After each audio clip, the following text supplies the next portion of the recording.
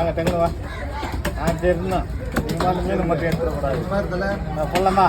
என் பாரு மீனை காட்டாம நீ எடுத்து வா. சைட்டா வச்சு எடுத்து போச்சு அப்படின்னு தெரியுமா? பாலிஷ் அப்படி தான் இருக்கும். பொறுமையா போடாண்ணா, பொத்து பொத்துன்னு போடுறேன். கலந்து பக்கத்துல